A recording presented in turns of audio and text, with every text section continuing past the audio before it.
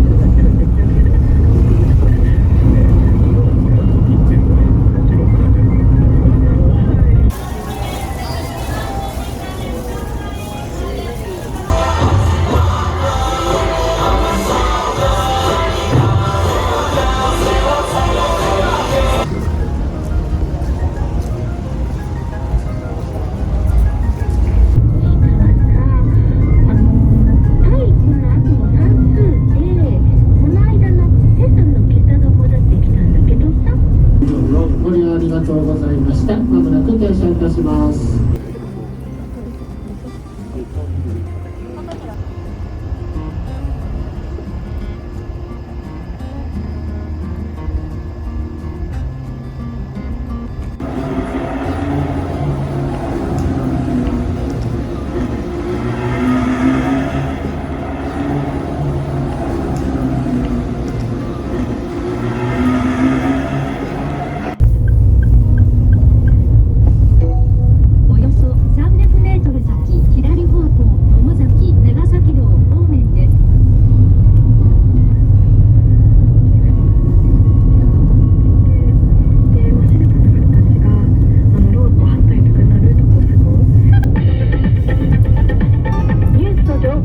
より早く LBC ラジオフォーマルニュースをお送りします。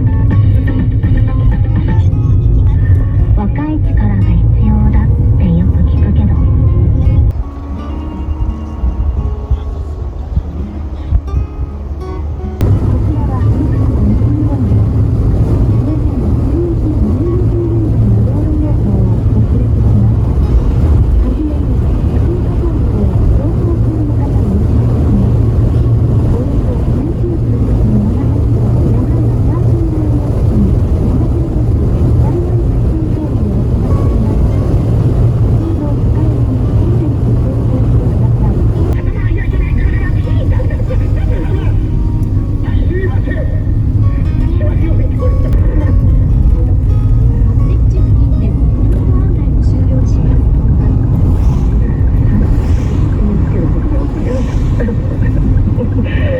でも早川さんはいかがですか？僕やっぱり夕焼けに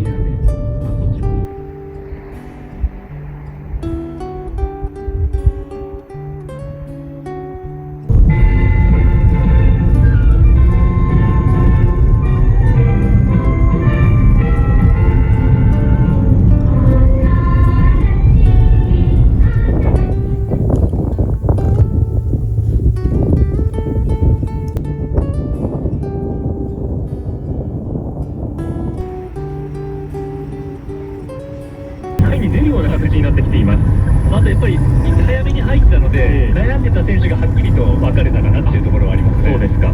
片町の交差点を左折して京阪本線の高架を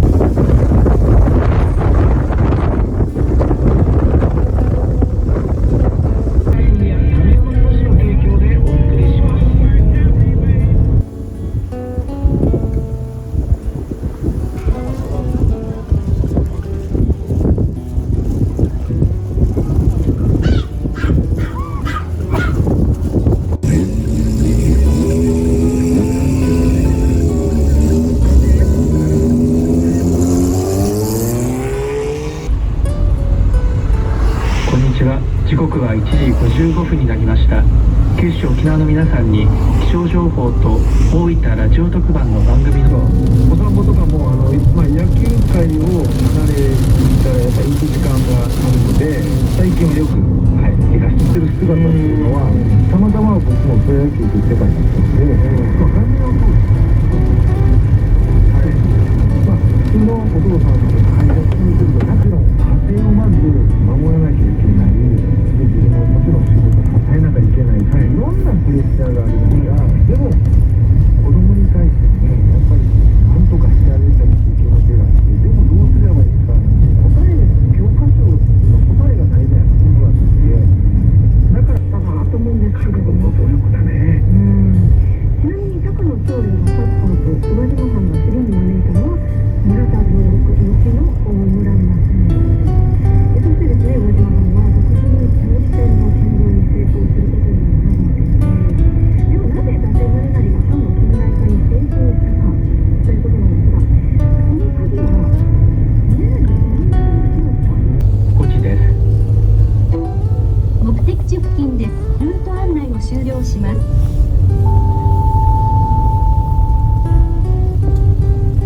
5時の NHK ニュースです。すごい人気で、ミラノのオリンピック関連のお店では売り